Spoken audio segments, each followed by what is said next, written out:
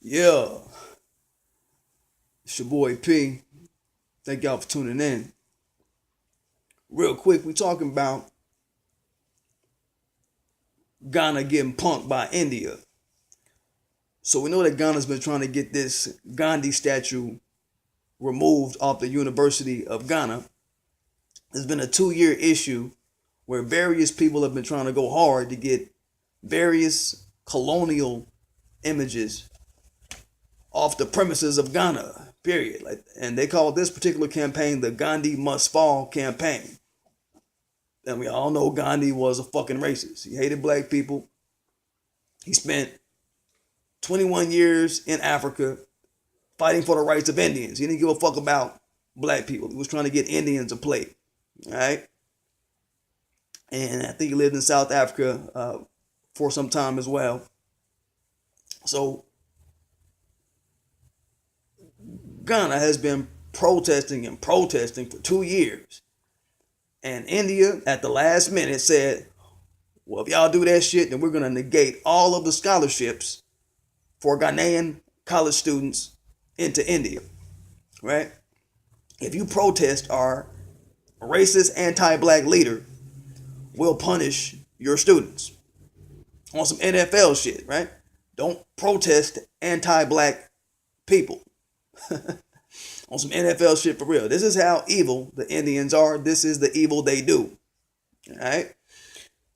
And y'all know my videos on Latinos being sellouts. I always throw them up. I always try not to miss them when they do bullshit. And I also plan the video series on Asians and Indians as well. All right?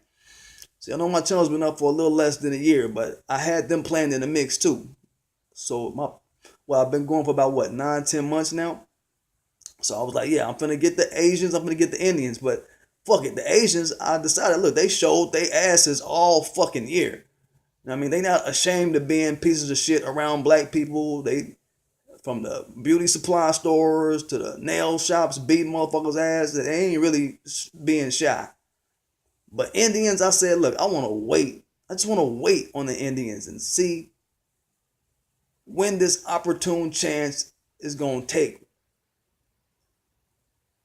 stage, and then I'm going to pounce on their ass, right? So now I feel this is the opportune time to pounce on their ass. I was waiting on them to do some bullshit, right? So let's first look at how the anti-black psychology got into India to begin with. So we know India, goddamn, that's Naga Valley. We know that's Naga, Negus. That's black people's land originally. And that Indians have melanated people, dominant gene work in their gene configuration next to Neanderthal DNA in their bodies, right? But something anti-black got into the pulse of the Indian. And I want to just pull back the clock and help us see what it was. How this anti-black, anti-dark skin, pro-Gandhi type brainwashing got started in India, right? And all of the roads are going to lead to white supremacy, as you can expect. Well, years ago, there was an organization called the British East India Company. They were set up as a group of factories that served as like trading posts in India. And that was just basically a way to allow goods to come up out of Europe, the English parts of Europe, British, they're the English, and basically allowing goods to flow from Europe into the Orient. They were using India as kind of like a middleman to get goods to China and shit like that. That's all it really was. And what happened was, this operation started out as something just unassuming to the Indians. They allowed these Englishmen to set up shop, basically. Because the Indians then, they were trying to be friendly and communal people or whatever. And they were like, sure, come on through, set up your post and your factories here. We'll be friendly to you. We're communal people. We're about living at peace with people, right? We're not tripping, right?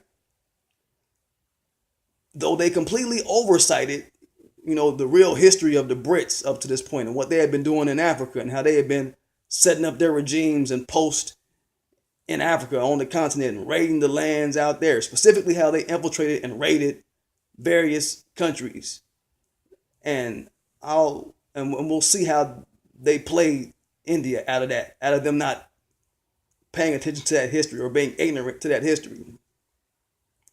Because they, goddamn, they dealt in slave trade and stealing resources, all this kind of shit. But they were like, hey, look, it's just a factory y'all trying to set up. Go ahead and set it up. We're going to ignore your resume of white supremacist capitalism in Africa. Go ahead and set that shit up. They set it up. But, the recessive white supremacist is a low limit being. I've said this on many posts before. Low limit. They only aspire to do low shit. They only do evil in all of their ways, in all that they do. And they said, okay, these Brits, they were like, man, yeah, we got a factory set up in this bitch, but India, we can't leave it at this. We gotta bring our soldiers through. You gotta appreciate that shit. We gotta protect our factories. I mean, come on now. And we got these factories here. It's not that we don't trust you. It's just, despite you being nice to us, we gotta kind of play it safe. We gotta protect our factories from invaders and outsiders and whoever the fuck, right? Anybody unwanted. I'm sure they laid it on thick to him, right? To persuade him. And the Indians fell for it. But of course, it wasn't the brightest idea. The Indians was like, sure, bring your soldiers, bring everything, bring your soldiers and your factory. Surely, it's not going to be anything bad. You're not going to do anything evil to us out of having your factories and soldiers here. Sure, I mean, we're friendly people. We're communal people. We want to see peace. And we're sure you're not going to do wrong. Surely you're a civil group of people with what you coming out of Europe and all that. Black people, they already got their hands on you Englishmen before. They civilized you guys, so surely you guys are okay. And we not tripping. It was that kind of mind fuck being played, right? But like I said, of course, it was all a lie. The British, they lied.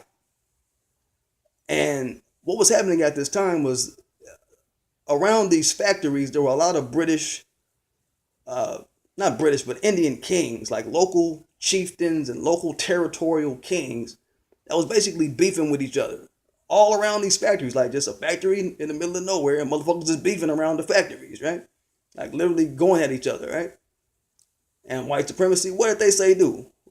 In their brain, they said, oh, fuck, we got to capitalize on this divide. They do it with any group of people they come across, y'all. This is the white supremacist MO. Whenever there's a group of people fighting, they say, we finna meddle into that shit.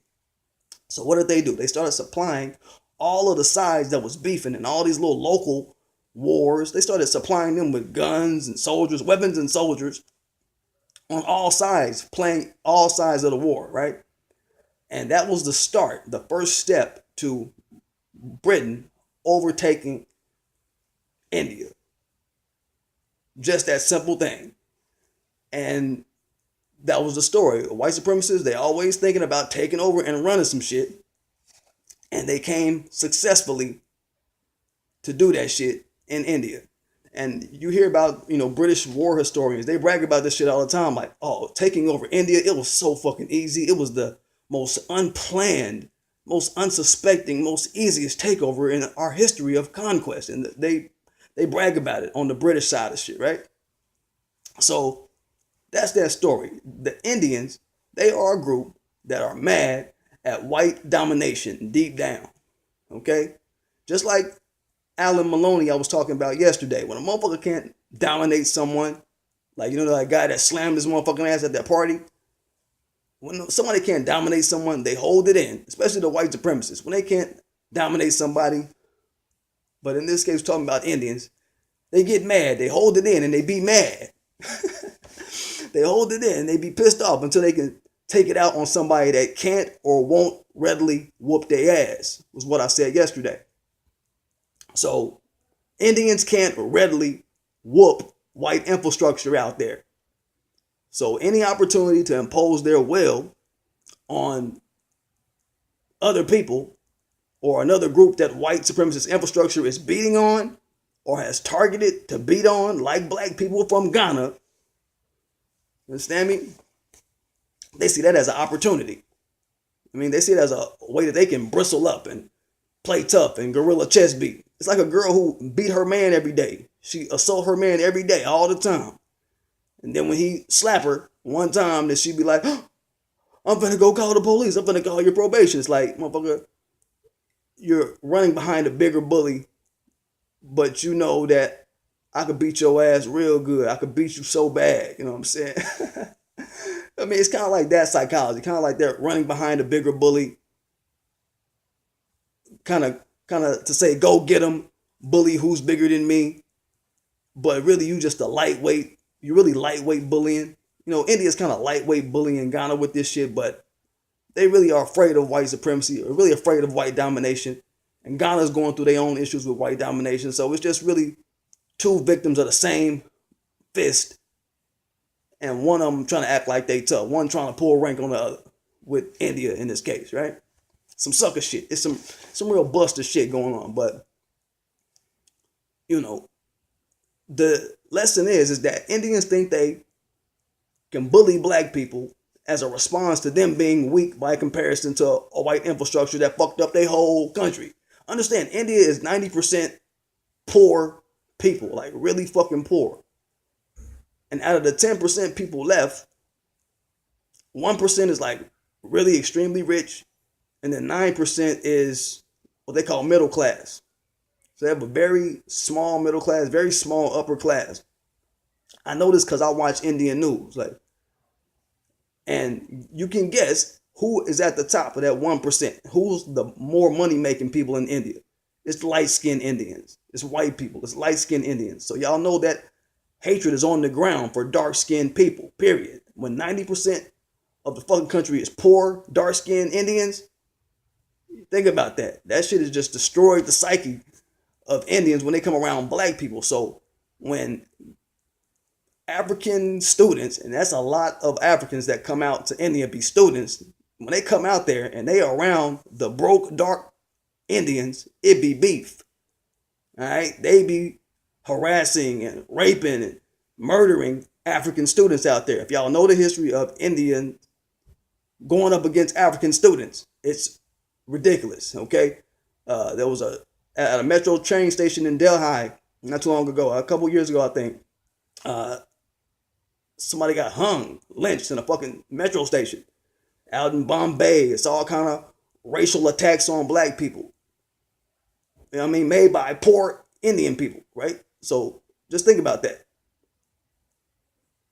So at all of that shit, you know, that makes Indians feel tough to say, hey, you niggers, you're gonna marvel at the statue of our racist Indian political leader, you nigger, you black skinned person. You know what I mean? You're gonna marvel at our racist political leader who wants to see you niggers dead. And for whatever reason, Ghana folded the fuck up because Ghana was scared. They want to be around Indians who will possibly kill them out there. They want to send their students out there to possibly be killed by Indians. Let's just say that for what the fuck it is. Ghana got buck broken in front of the world. And that's a damn shame. You know what I'm saying? They buckled under India's threats, which is ridiculous to me. Maybe somebody from Ghana could explain in the comments why y'all buckle so quick. I know the history of Ghana. Those are the Ashanti people. They own black slaves. They traded black slaves. So it might be some of that weak slave trade regime coming out of Ghana that's bowing to a motherfucker like an Indian, right? But treating black people like dirt out there. And there's millions of Indians living in Africa from Kenya to Ghana, and they ain't getting the same dirt done to them. But the minute black people say, look, we ain't having this bullshit, we don't want your racist colonial images here, then it's beef, right?